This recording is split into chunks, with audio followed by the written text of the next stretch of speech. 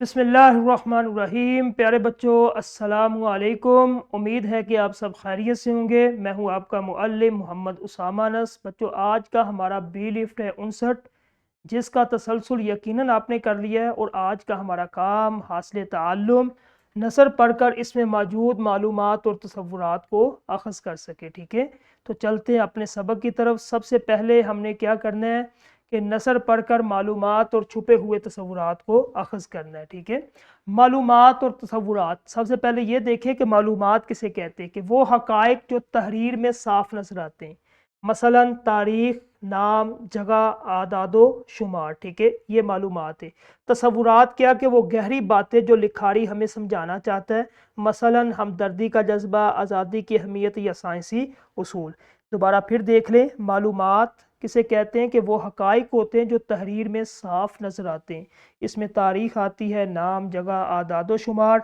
और तसव्वुरात वो ऐसी चीज़ होती है कि जो लिखारी, लिखने वाला, मुसन्निफ़ हमें समझाना चाहता है। ठीक है, क्या समझाना चाहता है उसको हमने देखना है। ठीक है, मालूमात अख़ज़ करने के 3 सुनहरी उसूल। ठीक है, अगर आपने किसी मालूमात अख़ज़ करनी तो 3 उसूल। इबारत पढ़ते वक्त हमेशा इन 3 सवालों के जवाब तलाश करें। जब भी आपने कोई इबारत पढ़नी है, इबारत पढ़ते हुए 3 चीज़ों को मद्देनज़र रखेंगे तो आपको मालूमात मिल जाएगी। पहला, कौन? ठीक है, किरदार या शख्सियत, किसने ये बयान किया? ठीक है, कौन है ये? दूसरे नंबर पे कब और कहाँ है, ये वक्त और मुकाम आपने ये देखना है। तीसरे नंबर पे क्या हुआ, असल वाक़या या ख़बर। ये 3 चीज़ों को देखेंगे तो आपको मालूमात मिल जाएगी। ये 3 चीज़ें मालूमात का अहाता करती है।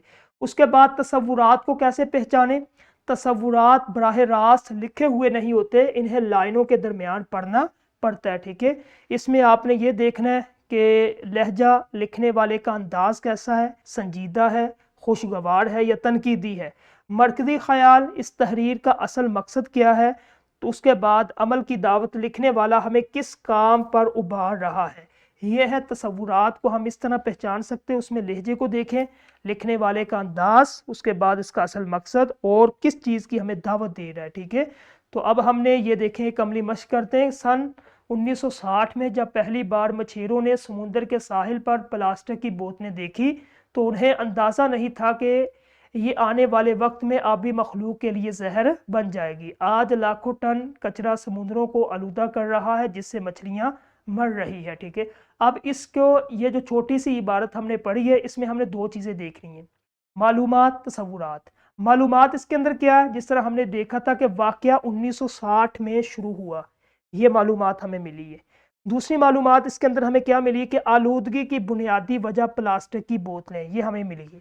अब इसके अंदर तसव्वुरात क्या है, कॉन्सेप्ट क्या है कि इंसानी गफलत, इंसान अपनी सहूलत के लिए फितरत को नुकसान पहुंचा रहे, ये तसव्वुरात है।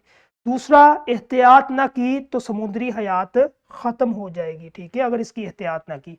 तो ये था हमारा आज का जो लेक्चर, जिसमें हमने तसव्वुरात और मालूमात किस तरह हमने अख़ज़ करना है। ठीक है, ये इस तरह एक सरगर्मी क्लास में कोई एक इबारत, उससे मालूमात और तसव्वुरात, ताकि हर बच्चा इसको जान सके। ठीक है, तदरीसी जांच करना है, उसके बाद निखार। और आज का हमारा लेक्चर ख़त्म हुआ। कल इंशाल्लाह एक नए लेक्चर के साथ मिलेंगे। अस्सलामु अलैकुम।